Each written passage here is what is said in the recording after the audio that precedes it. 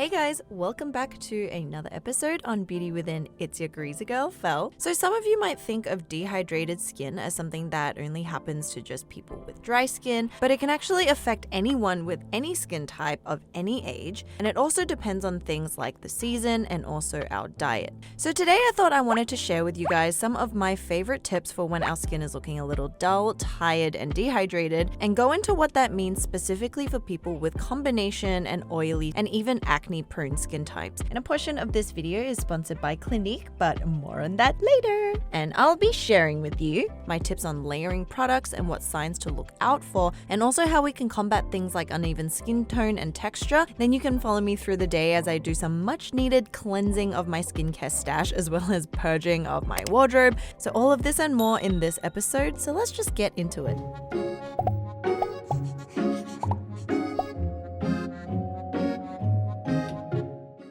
In the morning, a nice little habit to get into is drinking some warm water to rehydrate ourselves from the previous night and really just get our immune system going. Because we might not realize it, but we do lose a lot of water content as we sleep, since overnight our body is really working hard to replenish itself and all the organs, including our skin. So after gulping down some solid H2O, liquid. This is where I'll go into my more fun beverage of choice, whether that's coffee or tea, and today I went with some rose black tea. And remember that for each cup of tea or coffee, you also want to balance it out with about 3 glasses of water just to rehydrate.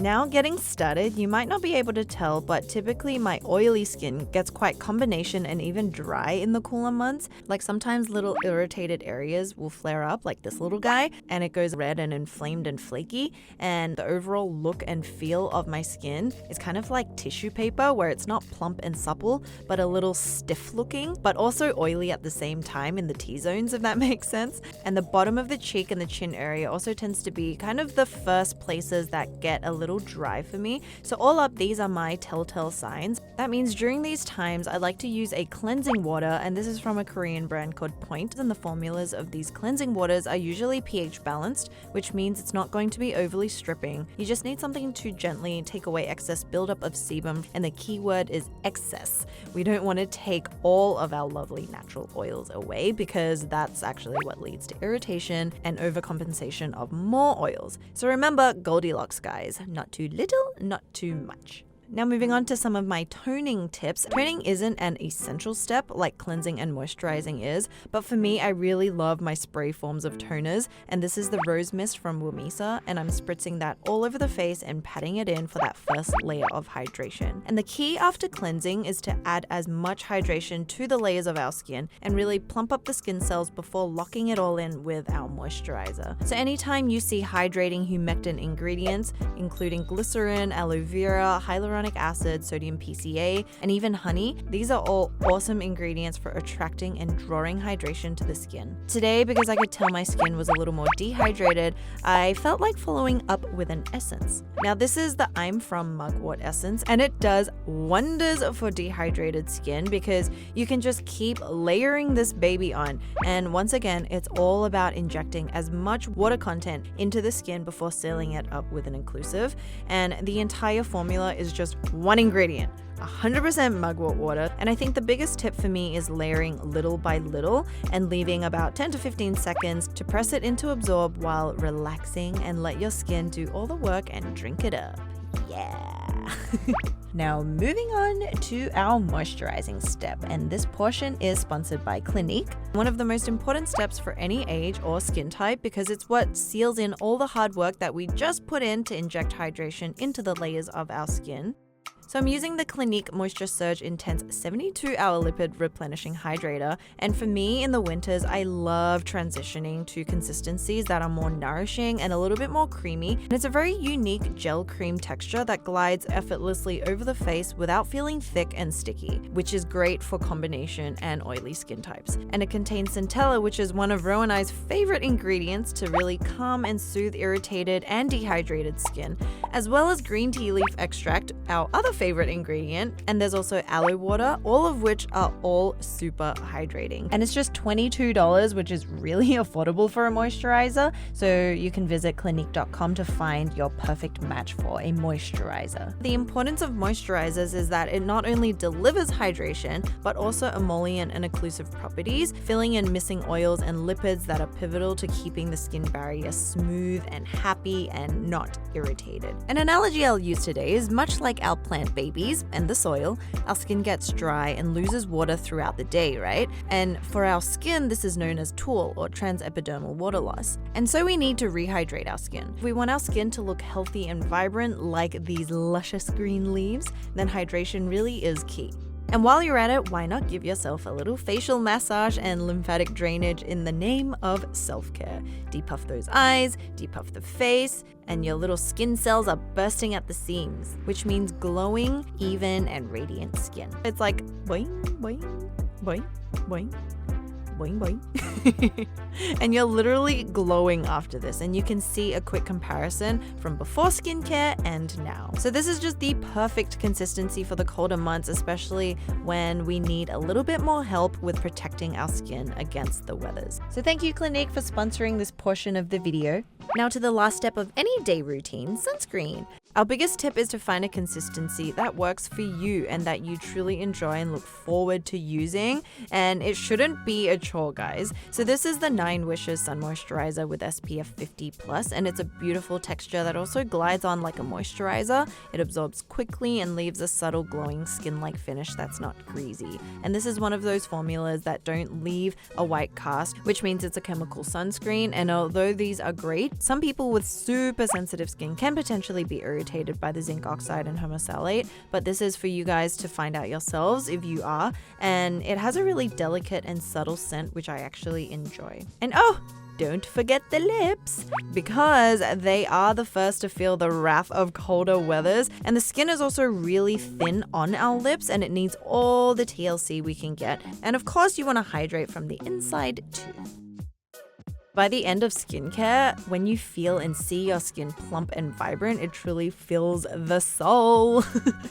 And now, guys, let's continue on this day where I try to little by little get the mess that became my life a little more organized. I feel like in these transitional months, it's the best time to clear out what's no longer needed around us. And that first starts with cleaning out our immediate environment, aka my room. And you know, when life gets so hectic and crazy that you just have no energy or mood to really deal with what seems like these little chores.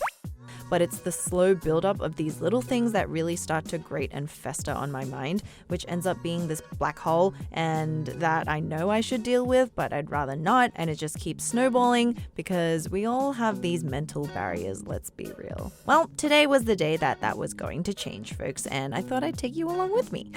Moral support! So I finally forced time to putting away my summer blouses, short sleeve tees, linen tops, and dresses that I know will never be touched in the colder months, to make much needed space and kind of start fresh. So in efforts to turn that around, I forced myself to do 2 loads of laundry that I'd been putting off, which is one of the biggest mental barriers for me because it's just so much effort. Because guys, you still gotta dry it, fold it, put it away. No one tells you that part.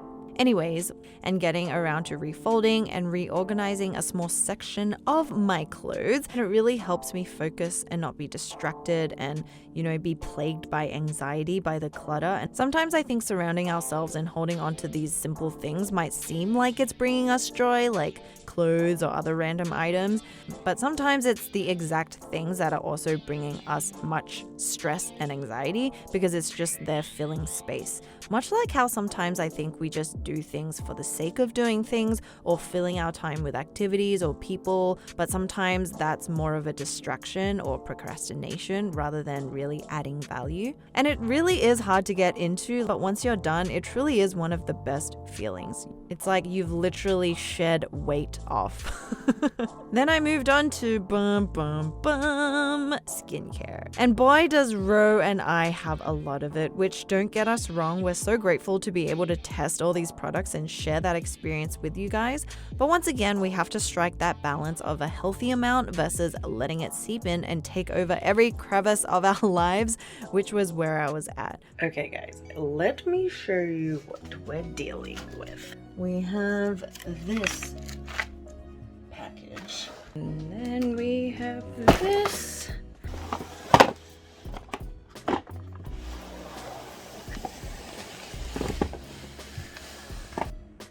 Voila.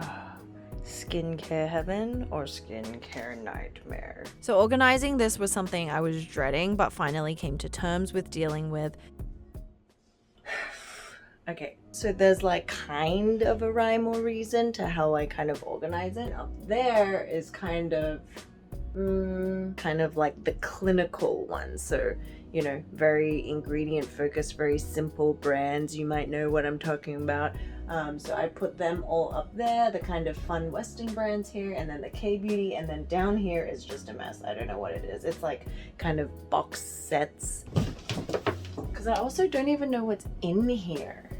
I'm gonna go through things to keep, things that I've used, things that I want to use. We'll put that to one side, and then the ones that I haven't opened, that I don't really maybe care for right now, I'll put them in to-go pile. So after a solid hour or two of reorganizing, putting things back in their place, throwing things out that were like expired that I was just holding on to, this is the current mess. Oh God. It was good enough for one night's work, I think. Then after all of this, your girl was hungers, so decided to make one of my go-to meals when I'm feeling a little tired and, you know, you just want something to fill the stomach, which is kimchi stew with a cheesy tteokbokki. All you need is to boil some water, add some gochujang, which is chili paste, add some kimchi, and I like to add mirin, fish sauce, and a little bit of sesame oil, and some salt and sugar, and then leave that to kind of boil out. Then you can add tofu and the rice cakes and ramen noodles at the end so that they don't get too soggy. And ta-da! Lonesome meal for one, happy days. And this cheesy tteokbokki is so delicious. I highly recommend, because once I found this baby out, I couldn't go back to just like your basic kind of unfilled tteokbokki. So guys, that about sums up my pretty productive day actually. It might not seem like much on the surface, but getting these things done really did make a big difference to me mentally, which means being able to start the next day or even the week on the right foot. So I turn the question now to you guys. What are some mental barriers that you guys might have that's keeping you from doing certain things, achieving certain things? Just a little food for thought. And if you guys like seeing more videos like this, make sure you like and subscribe and comment below anything that you want to see. And I'm so grateful that you guys have watched till the very end, and we're sending lots of love and see you guys all very soon in the next episode. Bye.